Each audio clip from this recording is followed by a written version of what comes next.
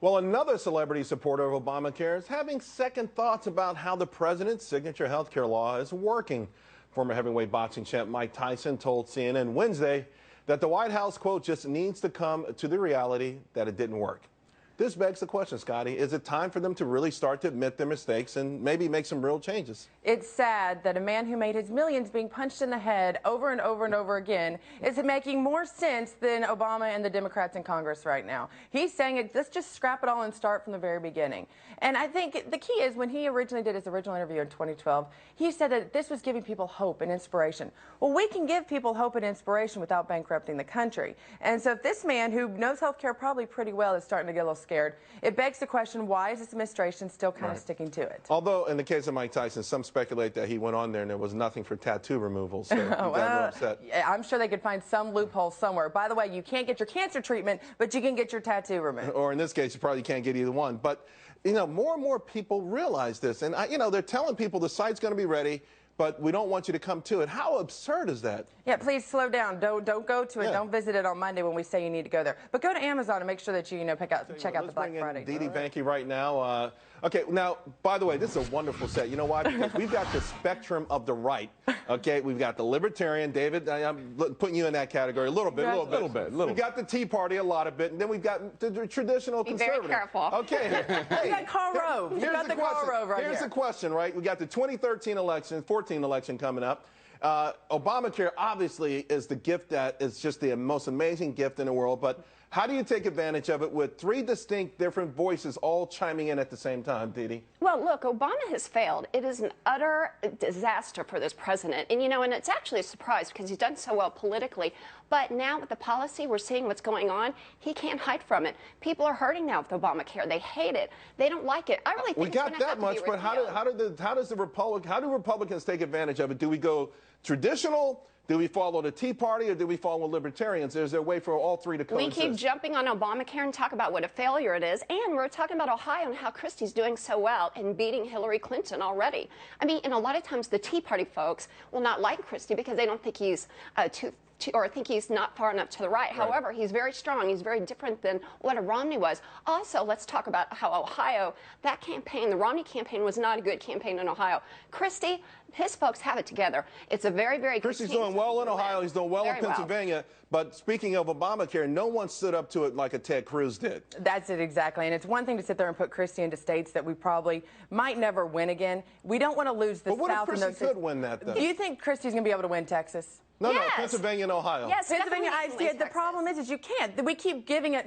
History has proven with moderate at the top. You do not know that. You are comparing him to Romney. He's a completely different candidate. Chris Christie is a force to be reckoned with. He is very strong, and he can get over the fact that he is not far to the right. So you're wrong about that. Listen, if you have Democrats pushing Chris Christie as our main contender, then that's the person I don't want to be. You have to win in the middle. You have to really, because we keep playing middle, and we just can I just say one thing here? The reason I'm not a Republican and I've been an independent forever is because of the fact that there are too many special interests that have their claws in both parties right now. It's the people that go against the special interests that are going to win in 2014, the midterm. Guys, don't go anywhere. We're going to be back on this. Okay, now we brought you the story in the last hour, and I want to talk about this with you guys because Bill Gates, he's saying that giving money to museums, donating to the arts, when you do that, you're actually letting people starve. I'll start with you on this, David. The idea that there's a good giving versus a bad giving. Yeah, well, first of all, it's the idea of a pie that, if I get more of it, that means you get less of it. Well, if that's the case, his having those fancy houses and the fancy cars that he has are making people starve. He's entitled to buy whatever he wants to buy, and he does a lot of buying. I'd like to see how much